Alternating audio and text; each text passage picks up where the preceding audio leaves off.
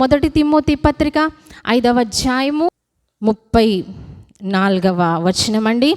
34. కొందరి పాపములు తేటగా బయలుపడి న్యాయపు తీర్పునకు ముందుగా నడుచుచున్నవి, మరికొందరి పాపములు వారి వెంట వెళ్ళుచున్నవి.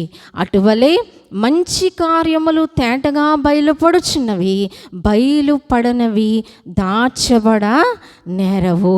పౌలు గారు ఏం చెప్తున్నారంటే, కొందరి పాపములు ఏమవుతున్నాయట, వాళ్ళకంటే ముందుకు ఫాస్ట్గా వెళ్ళిపోతాయంట. కొందరి పాపములు ఎలా వస్తాయి, వెనకాల వస్తూ ఉంటాయి.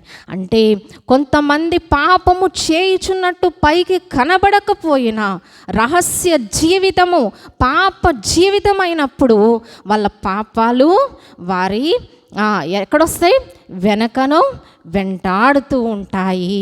కాబట్టి మరి ఒక చోట పౌలు గారు అంటారు, మోసపోకుడి, దేవుడు వెక్కిరింపబడడు, మనుష్యుడు ఏమి విత్తునో ఆ పంటనే కోయను. మంచి కార్యములు విత్తామా, మంచి ఆలోచనలు విత్తామా, మంచి చేష్టలు విత్తామా, మన కొరకు మంచి బహుమానం ఉన్నది.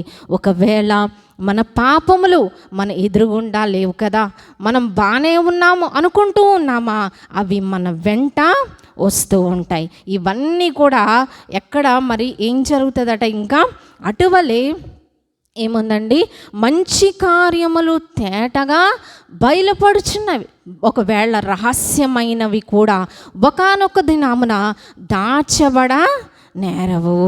కొంతమంది అనుకుంటారు, మేము చేసేవి ఎవ్వరికీ తెలియట్లేదు అనుకుంటారు.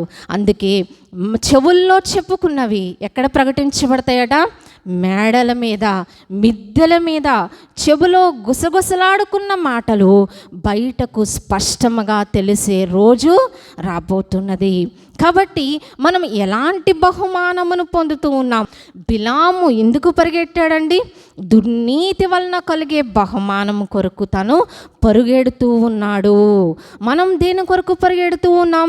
ఈ పందెపు రంగంలో పౌలు గారు చెప్తూ ఉన్నారు, ఓపికతో పరిగెట్టండి, విశ్వాసంతో పరిగెట్టండి, మంచి కార్యములు, మంచి బహుమానము కొరకు పరిగెత్తండి అని మనం చెప్తూ ఉంటే మరి పౌలు గారు మనమేం చేస్తూ ఉన్నాం? దేని కొరకు పరిగెడుతూ ఉన్నాం?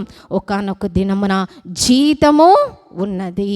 ఆ జీతము మంచి జీతం అయితే మనకి ఆ దినమున ఎంతో సంతోషమై ఉన్నది.